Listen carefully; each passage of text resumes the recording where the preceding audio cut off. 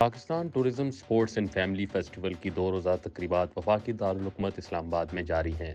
اس festival کا سب سے اہم پروگرام افنین پارک اسلام آباد میں منعقدہ 1 روزہ نیزہ بازی کے مقابلے تھے، جس میں راولپنڈی اسلام آباد کے 100 سے زائد کلبز نے شرکت کی۔ ان مقابلوں کو دیکھنے کے لیے شہریوں کی بڑی تعداد کے ساتھ ساتھ پاکستان میں تعینات غیر ملکی سفیروں کی بھی بہت بڑی تعداد افنین پارک آئی اور ان مقابلوں سے خوب محظوظ ہوئے۔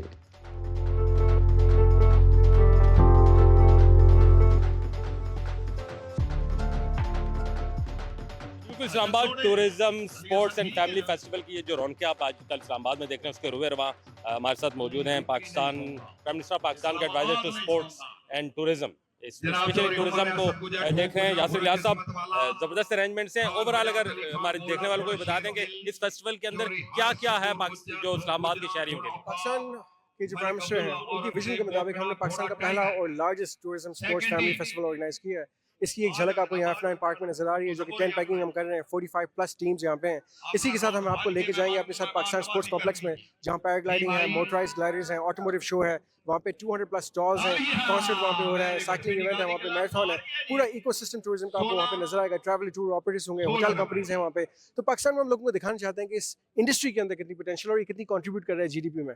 بالکل پاکستانیوں کو تو دکھانا ہے، لیکن فورن ٹورسٹ کو اٹریکٹ کرنے کے لیے ان کو زیادہ سے زیادہ پاکستان کی جس طرح کی انڈسٹریل سپورٹ ہے، ٹینٹ پیکنگ اور جس سے ان کی طرف راغب کرنے کے لیے کیا پلان ہے آپ کے؟ اسی کے لیے ہمیں یہاں پہ اپنے ایمبیسڈرز کو دعوت دی تھی۔ ملٹیپل ایمبیسڈرز یہاں پہ آئے ہیں اور ان کے تھرو یہ پیغام جائے گا کہ پاکستان میں کتنی ٹورزم میں گروتھ ہے اور پوٹینشیل ہے۔ تو انشاءاللہ یہ جو ہم نے آج ایونٹ آرگنائز کیا یہ ان کو دکھا رہے ہیں، ساتھ ہم جو باقی ایکٹیویٹیز ہیں وہ بھی ان کو دکھائیں گے کہ پورے ٹورزم کا جو ہمارا آرگنائز ہوا فیسٹیول اس میں ان کو ساتھ لے کے جائیں گے۔ تو جب یہ اپنی ایمبیسیز کے تھرو اپنے سٹیزنز کے ساتھ وہ ویڈیو شیئر کریں گے تو ان کو بھی احساس ہوگا کہ پاکستان ایک پیسفل لونگ نیشن ہے اور ہمیں وہاں پہ جانا چاہیے۔